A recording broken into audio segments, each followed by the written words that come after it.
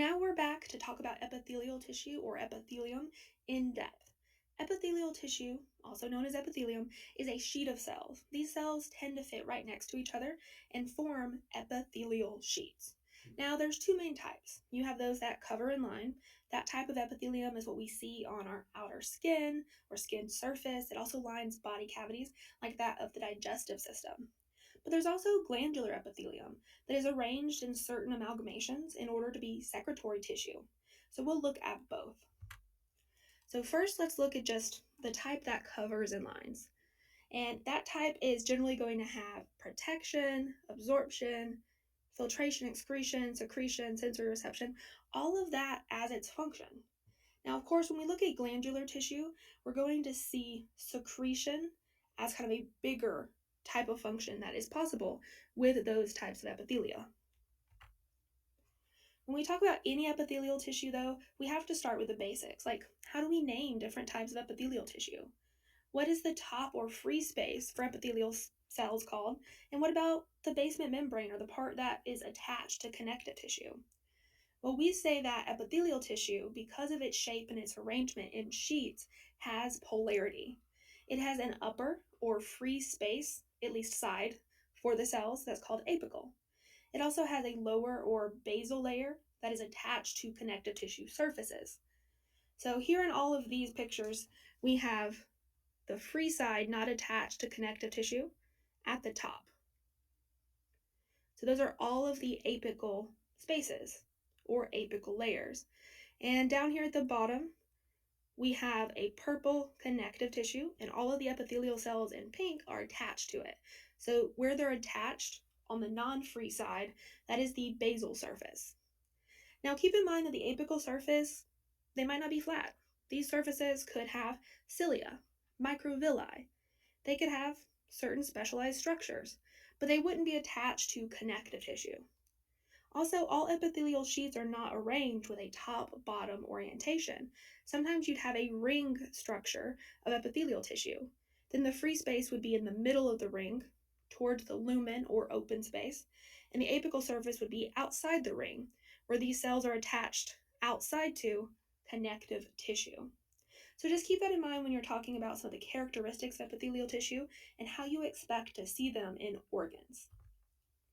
But there's more characteristics of epithelial tissue. First and foremost is that they're composed of closely packed cells. Now, for glandular tissue, they're not as closely packed, but we still see sheets.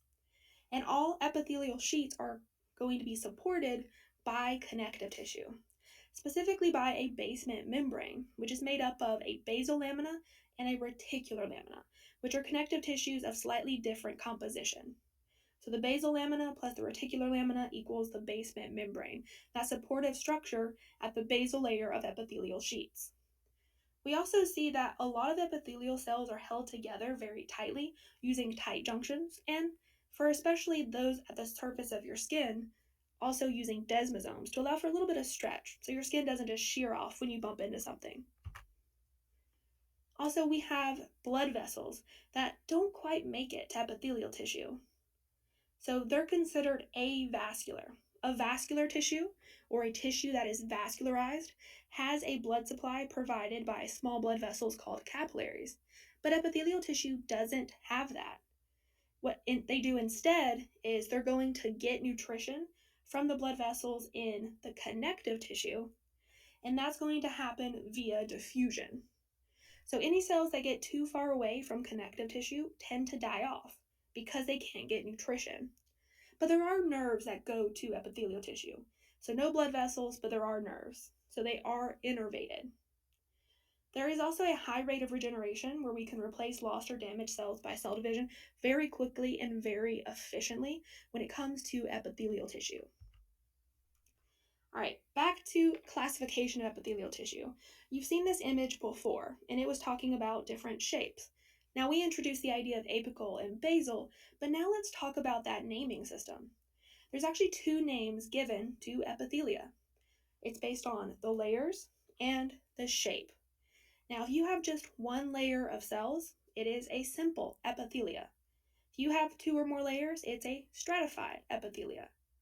Now, shape is either squamous, which is a flat scale-like cell, cuboidal, which is cube-shaped, or columnar, which is column-shaped.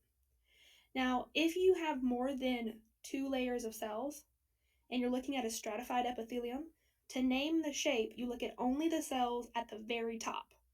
So for example, here we have 1 layer of cells that are cube-shaped. So this is a simple cuboidal epithelium. Here we have 1 layer of cells that is flat or scale-like. So this is simple squamous epithelium.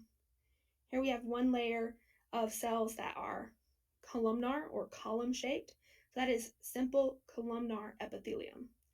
But here we have many cells that start off looking kind of cube-shaped. And they're kind of changing shape as we go up towards the apical surface. And they're getting flat, but only at the apical surface. So when you have stratified epithelia, you want to name them based on the apical shape only. That's why this is stratified. We have more than 2 layers. And the cells at the top are squamous. So again, 1 layer is simple, mini is stratified, flat and scale-like is squamous, cube-shaped is cuboidal, and column-shaped is columnar.